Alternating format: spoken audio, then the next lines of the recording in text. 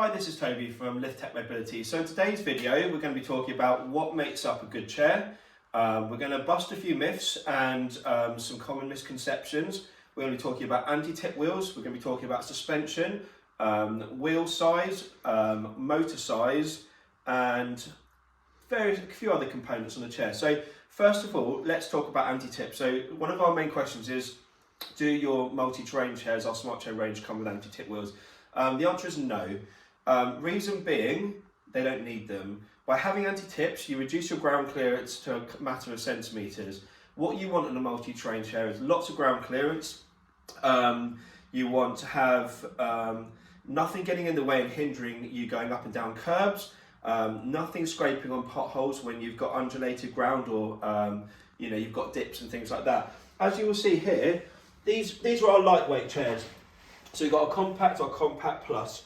What you can actually see is these anti-tips, they literally give you, I'd say 3 centimetres, 2 centimetres.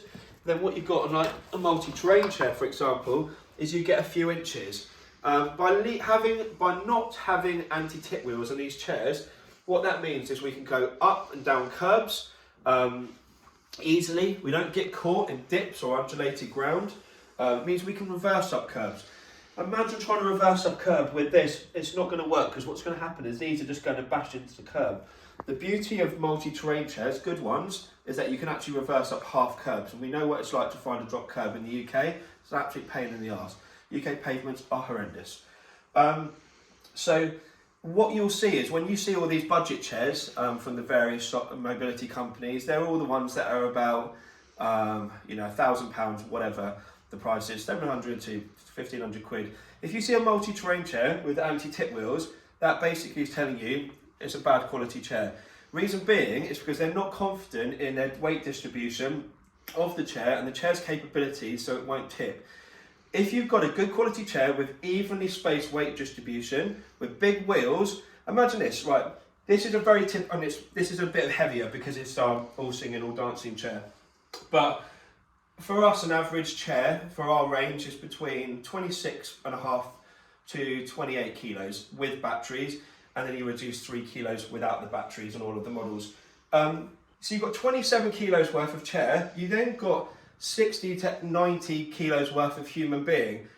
You have to try, and then you've got massive wheels with the user's centre of gravity based right over the front wheels, which is where you want it. You have to make some doing to tip a chair like this.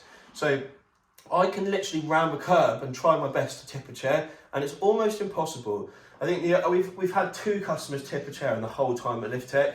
One was going up a very steep ramp into a bus, and they had weight on the back of the chair, so it went back and they just went too kamikaze in, popped the front wheels up. It happens.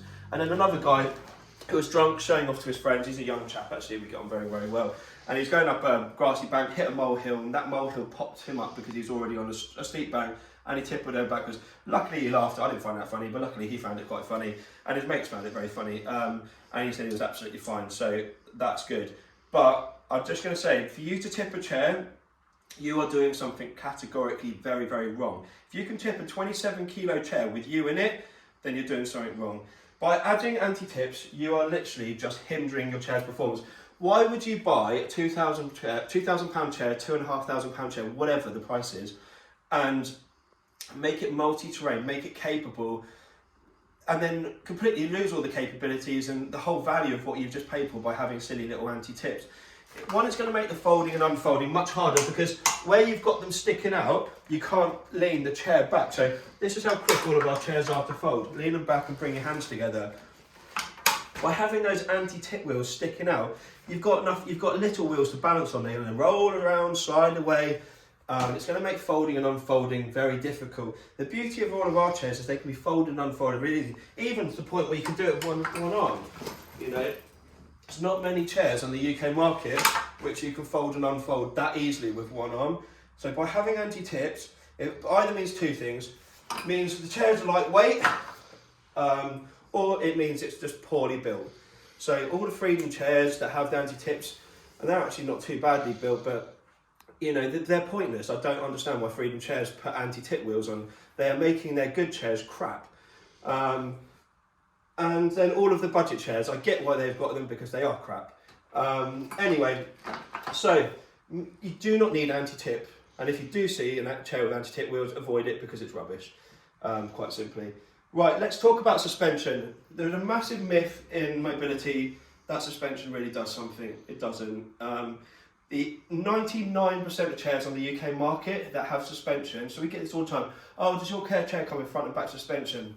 Our answer simply, no. Some do, but most don't because they don't need them. The only type of suspension, we've only got 2 chairs in our whole range that work, is active suspension. So there is a difference. Where's our Smart Chair X actually? There's a difference between springs. Let's get nice and close on this one. So, spin ourselves around. Right, do you see that little spring? That is what a company would go, yeah, we've got suspension. That tiny spring has about 1 millimetre or 2 worth of travel. What these springs, front and back, do is it's not to protect the user, it's to protect the chair. So when it's like a box ticking exercise, and the problem is when you've got old or vulnerable disabled people, everyone takes everything so literally. So if someone goes, if you've got a spec sheet and goes, yeah, my chair's got front and back suspension, all they care about is then that person's chair's got front and back suspension, whether it does anything or not, or whether they're even real suspension, it's completely irrelevant. 99% of people's chairs, even in the front forks, they've got little springs in here. You try moving those springs up and down, I guarantee you they go nowhere. They are basically just a bar with a coil wrapped around it. They don't even move whatsoever. But there's a way for companies to go, yeah, our chair comes with front and back suspension. It does nothing.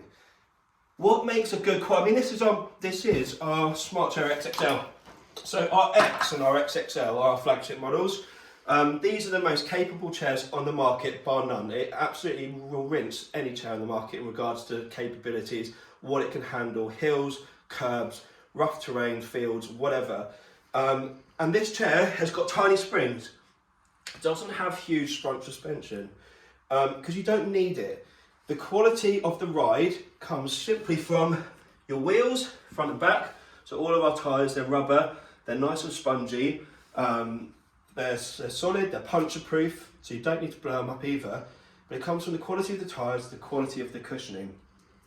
Having active front suspension, yeah, I mean, it might make a tiny difference, but it is more of a box ticking exercise. So this is what you call active. It's when you actually have travel. So your chair actually moves up and down.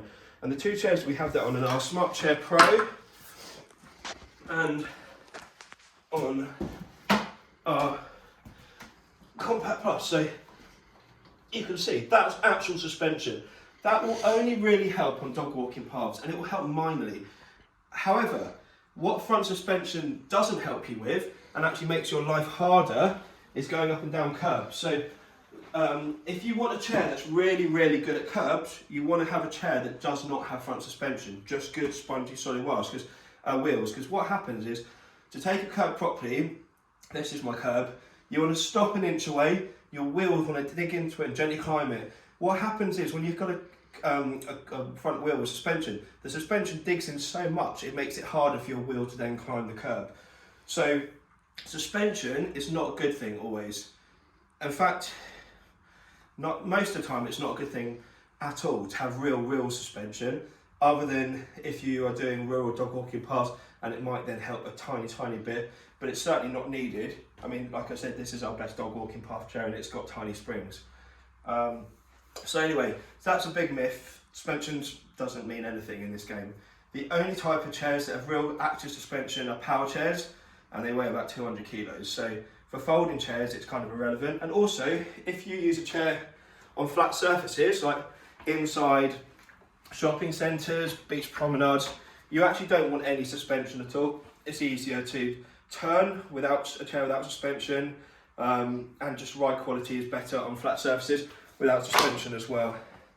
Okay, so let's talk about wheel size and motor. So what makes a wheelchair light, first of all, is adding a smaller motor and a smaller wheel. So believe it or not, this motor and wheel here weighs about 4 kilos, whereas this big wheel and motor weighs about maybe it's even 3.5. This weighs about 6. So once you go 6 is a 12, you've already got 12 kilos just in the wheel and motor. So by having this down to sort of 3 and 6, you've got 6 kg here rather than 12. It's a huge difference.